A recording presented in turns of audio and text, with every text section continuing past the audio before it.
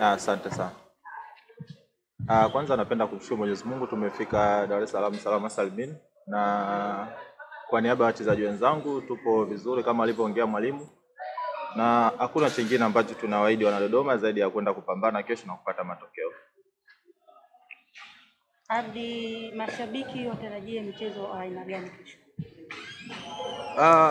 Utakuwa ni mchezo mzuri kwa sababu kila timu inahitaji pointi 3 na sisi kama tunahitaji zaidi pointi 3 kwa sababu kwa position ambapo tupo na kwa ile position ambapo kuanzia nafasi ya 6 mpaka za chini huku tumeachana gap ambalo sio kubwa sana. Kwa hiyo sisi tumekuja kwa sababu ya pointi 3 ili kutuondoa pale tulipo na kufocus zaidi.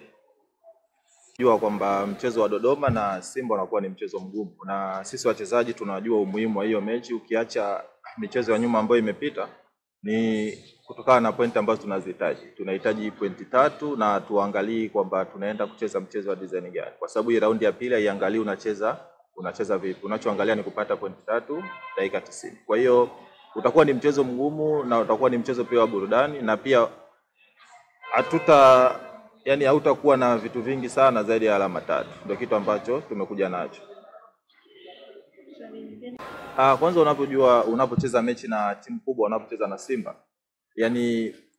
asilimia kubwa wachezaji wote wanajua umuhimu wa hizo mechi. Unajua mechi ndogo mara nyingi na kwa wachezaji unaweza kuwakumbusha, labda unaweza kudharau zile mechi, lakini inapokuwa mechi kubwa hakuna mchezaji ambaye unaweza kumwambia kitu gani afanye, kwa sababu ni mechi ambazo watu wengi wanaziangalia, ni mechi ambazo mchezaji anaweza kuonyesha ubora wake, ni mechi ambazo zinakuwa zina vitu vingi sana vizuri vya uwanjani. Kwa hiyo kwa sisi kama wachezaji senior player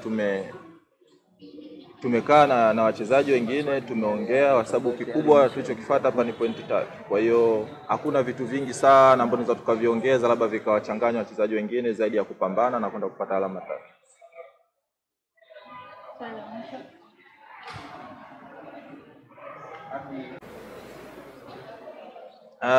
Sioni kama kuna kitu kikubwa sana cha kuongeza, kwa sababu siwezi kufikiria kwamba kesho wachezaji watafanya kitu gani. Wao wana mili mikubwa, wana mbinu, wana kila kitu. Tutaonana kesho baada ya dakika 90.